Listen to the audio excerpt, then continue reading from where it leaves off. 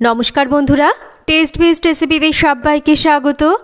आज आमी आपनादेर साथे ओलकपिर दुर्दान्त स्वादेर एकटा रेसिपि शेयर करते चलेछि। এই রেসিপিটা একবার খেলে বারবার খেতে কিন্তু মন চাইবে। ভাত রুটি পরোটা সবকিছুর সাথে রেসিপিটা খেতে অসাধারণ লাগবে। আর রেসিপিটা কষা মাংস বলুন বা কষা আলুর দম বলুন সবকিছুর স্বাদকেই কিন্তু হার মানাবে।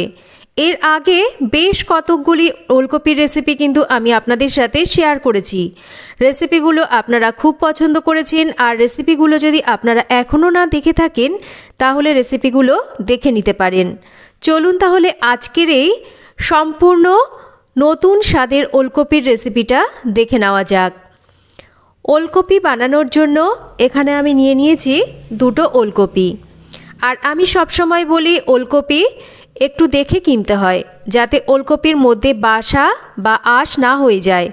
যদি ওলকপি কচি না হয় তাহলে সেই ওলকপি দিয়ে যে কোনো রেসিপি বানালে রেসিপিটা খেতে কিন্তু ভালো লাগে না। তাই ওলকপিটাকে আমাদের একটু কচি দেখে কিনতে হবে। আর তার সাথে নিয়েছি আমি শীতের নতুন ছোট আলু।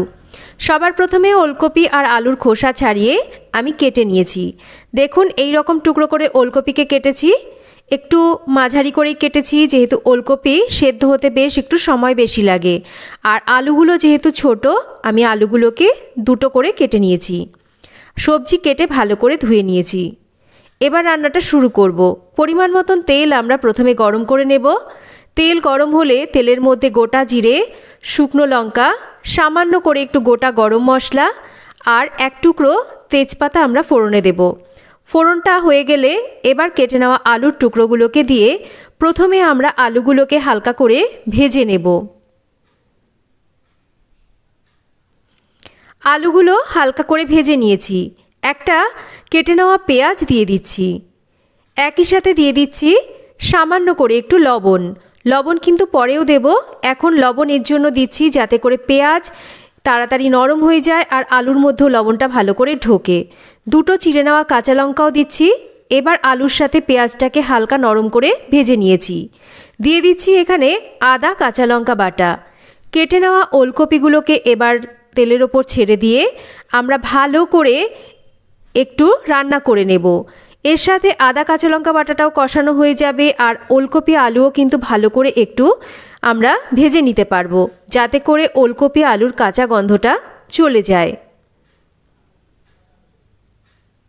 মোটামুটি সবজিগুলোকে আমি ভেজে নিয়েছি। এবার দিয়ে দেব কিছুটা জল।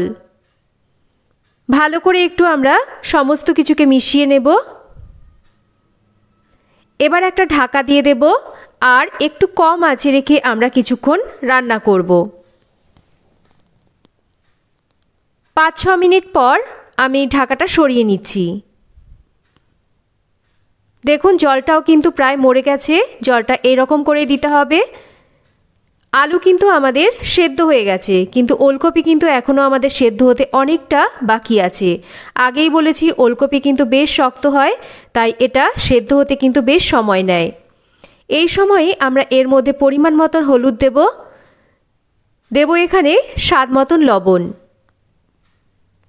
সামান্য করে জিরের গুঁড়ো, ধনের গুঁড়ো দেব, তার সাথে ঝালের জন্য দেব আরও একটু লঙ্কার গুঁড়ো। এতে করে কিন্তু রঙটাও ভালো আসবে আর ঝালও হবে। তার সাথে স্বাদ মতন একটু মিষ্টি দিয়ে দিচ্ছি। একটা কেটে নেওয়া টমেটো দিয়ে দিচ্ছি। এবার খুব ভালো করে সমস্ত মশলার সাথে এই ওলকপি আলুকে আমাদের কষিয়ে নিতে হবে। মশলাগুলোকে আমাদের খুব ভালো করে কষাতে হবে, না হলে কিন্তু রান্নাটা খেতে ভালো লাগবে না। দেখবেন মশলা কষাতে কষাতে টমেটোটাও গলে যাবে একদম আর মশলার থেকে তেল ছাড়বে আর এই রান্নার কালারটাও কিন্তু একদম বদলে যেতে থাকবে। দেখুন মশলা আমি খুব ভালো করে কষিয়ে নিয়েছি। এবার এর মধ্যে দিয়ে দেব আমরা পরিমাণ মতন উষ্ণ গরম জল। একটু উষ্ণ গরম জল দিলে রান্নাটাও তাড়াতাড়ি হবে, তাছাড়া রান্নার স্বাদটাও কিন্তু বাড়বে। এবার ভালো করে আমরা সমস্ত কিছুকে একটু মিশিয়ে নেব।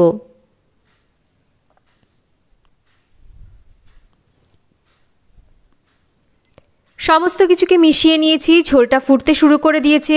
একই সাথে আমরা দিয়ে দেব এখানে সামান্য করে একটু গরম মশলা গুঁড়ো। এবার আবারও আমরা ঢাকা দিয়ে রান্না করব, যেহেতু ওলকপি এখনও সেদ্ধ হতে বাকি আছে। যতক্ষণ না ওলকপি ভালো করে সেদ্ধ হচ্ছে ততক্ষণ কিন্তু আমাদের ঢাকা দিয়ে এটাকে রান্না করতে হবে। এবার আমি বেশ কিছুক্ষণ পর ঢাকাটা সরিয়ে নিচ্ছি। দেখুন রান্নার কালারটা কত সুন্দর এসছে।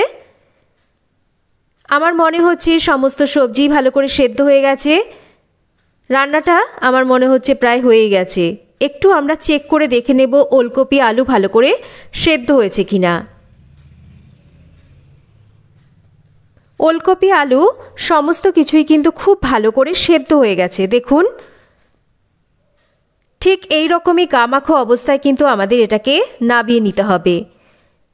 তৈরি হয়ে গেল ওলকপির দারুণ টেস্টি একটা রেসিপি। আপনারা এটা ওলকপির দমও বলতে পারেন বা ওলকপির তরকারিও বলতে পারেন বা কষাও বলতে পারেন। একবার আপনারা ওলকপি এইভাবে বাড়িতে বানিয়ে খেয়ে দেখুন। যারা ওলকপি খেতে একদমই পছন্দ করে না তারাও কিন্তু চেয়ে চেয়ে খাবে। রেসিপিটা খেতে এতটাই টেস্টি হয়। তো কেমন লাগলো আজকের এই ওলকপির রেসিপি একটা কমেন্ট করে জানাবেন। রেসিপি ভালো লাগলে একটা লাইক করবেন, রেসিপিটা শেয়ার করবেন, আর চ্যানেল যদি সাবস্ক্রাইব করা না থাকে তাহলে চ্যানেলটাকে সাবস্ক্রাইব করবেন। সবাই ভালো থাকবেন। আবার ফিরে আসবো নতুন কোনো রেসিপি নিয়ে। এতক্ষণ আমার সাথে থাকার জন্য অসংখ্য ধন্যবাদ।